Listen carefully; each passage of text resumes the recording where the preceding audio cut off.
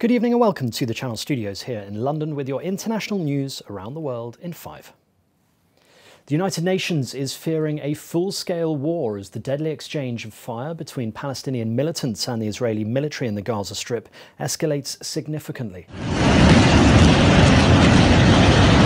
This incredible footage shows rockets being fired at Tel Aviv. More than 1,000 were fired by Hamas in 38 hours. Israeli fighter jets also bombed sites belonging to Palestinian armed groups, in addition to security and police buildings. Hamas leader Ismail Haniyeh said in a televised address that if Israel wants to escalate, the resistance is ready. Gaza's Ministry of Health said the overall death toll since the latest offensive began stood at 43, including 13 children. Almost 300 other people have been wounded.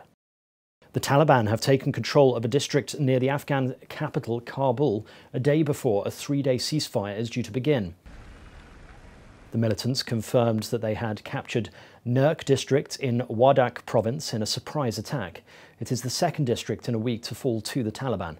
The country is seeing increased violence as the US and NATO prepare to pull out remaining troops by September the 11th. The Defence Ministry said that it would launch an offensive to gain back the district. An independent panel has concluded that the catastrophic scale of the coronavirus pandemic could have been prevented. The report of the panel, chaired by Helen Clark, former Prime Minister of New Zealand, and Ellen Johnson Sirleaf, former President of Liberia, found weak links at every point in the chain. It said preparation was inconsistent and underfunded, the alert system too slow and too meek, while the World Health Organization was underpowered. This pandemic has shown the importance of multilateralism, global leadership, and whole of society and government approaches.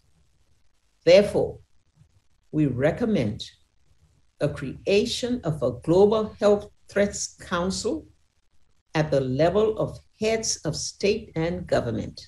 A French court has ruled that Air France and Airbus should stand trial over a 2009 crash in the Atlantic Ocean, which killed 228 people.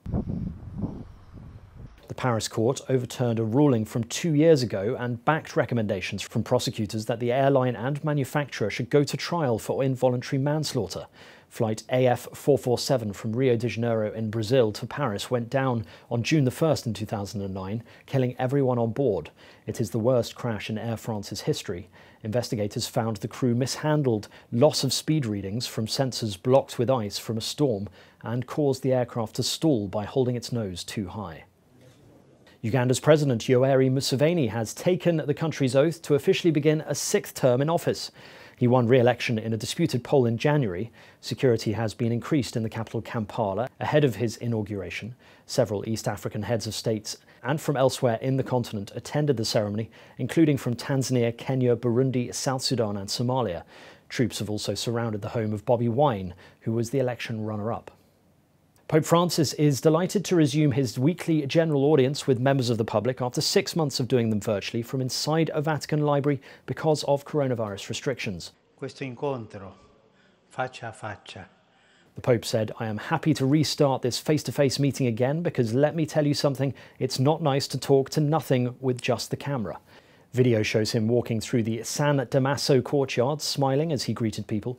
The limited number of visitors had their temperatures checked as they entered the Vatican, and everyone among the audience wore masks.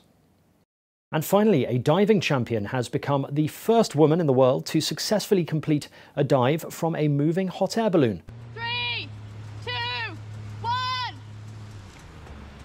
The Australian Rhiannon Ifland, who has won the Cliff Diving World Series 4 times, decided to undertake the feat after last year's championships were cancelled due to the coronavirus. An idea that we came up with at the start of last year that seemed a little bit, out of the ordinary. Moving close to the exact diving spot, the balloon sank down from its 40-metre soaring altitude to the actual diving height of 18 metres, where Ifland dived in New South Wales's Lostock Dam.